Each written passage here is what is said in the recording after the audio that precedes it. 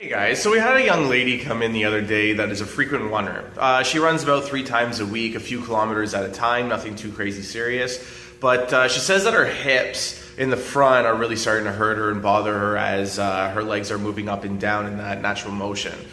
So what she actually has is a postural condition. It's a normal, very common problem, but it's caused from your psoas major. Now this is a muscle that runs from the inside of your groin and it connects onto your lumbar spine, which is like your lower back. So basically what this muscle, the action of is to do, has 2 major actions. One is to actually lift the leg closer to your body, and the other one is to actually bend over so your body comes closer down to your legs, called hip flexion. So when this muscle is tight, it can cause a lot of problems. It can cause a lot of pain into the lower back, of course, because it attaches there. Now what essentially is happening if you're sitting for a very long period of time, or if you run pretty aggressively over a course of many kilometers a few times a week like this young lady is doing, you can cause that muscle to get really, really tight, especially if you're not stretching it out. So of course later on in this video I'm going to show you a couple stretches and another exercise to strengthen that area as well. Now, having a tight psoas muscle or tight hip flexors in general, most people kind of throw it away and shrug it off because it's not that big of a deal. It can actually result in a pretty serious condition. At its most extreme case, it will cause a condition called lordosis. So what that is, if you saw the video a few weeks ago about the top of the back curving forward, it's called kyphosis. Now, this is an exaggeration into your lower back. It's called lordosis now. So basically what your body always is trying to do is constantly adapt itself in order to make itself more comfortable. So if something is tight, if something is awkward, you might lean or switch to a certain degree or something like that just to take relief off of certain joints and muscles. Now, in order to avoid getting a tight psoas major, you got to make sure that you're actually running in really good technique.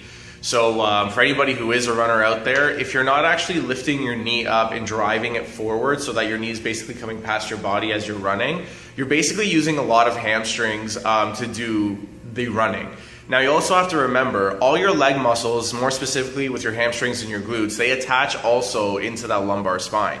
So you can already tell if you keep them tight and if you're actually not letting those muscles initiate and go through its full range of motion, then you're causing other muscles to do more work than they are allotted to do, and basically you're just causing a lot of tension, a lot of tightness, and essentially it's going to cause a lot of pain. So in order to avoid all this stuff, you always want to make sure that you're running with like proper technique, proper shoes on, things like that. Again, I don't really recommend barefoot running or those like 5 toes for long distance running or anything like that. You really need a good cross trainer shoe with some cushion on it so that your body can absorb the impact and not just, take it right into the joints.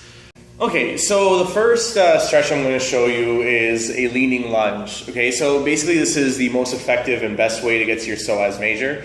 So what you want to do is you want to keep your knees stacked underneath your hips. You're going to put one foot forward, then you're going to lean into it, dropping the back leg there.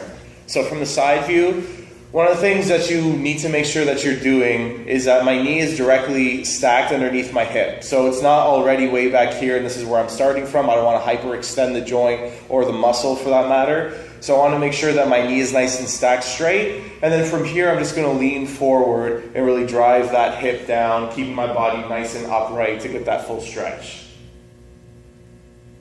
Now from the leaning lunge, to advance from here, we can lift the same side arm as the leg that is down, and then also twist into the body. This will create a little bit more of a stretch into the muscle. And to the most extreme case, in the most advanced degree, we would be standing on our feet, again doing a lunge where our knee is stacked right underneath our hip, and then again lifting the arm and turning away. Exercises to stretch the psoas major is actually pretty simple. One of the easiest exercises you can do is called leg raise. So we'll be flat onto our back. Now if you have some back pain, having your hands underneath the small of your back is okay. If you don't have any back pain and you're able to keep your lumbar spine against the mat at all times, then you can take your hands away. But essentially, in the beginning, you want to start with one leg, bringing it straight up, and then down again. As you get more comfortable, you'll take both legs, lift them up and down.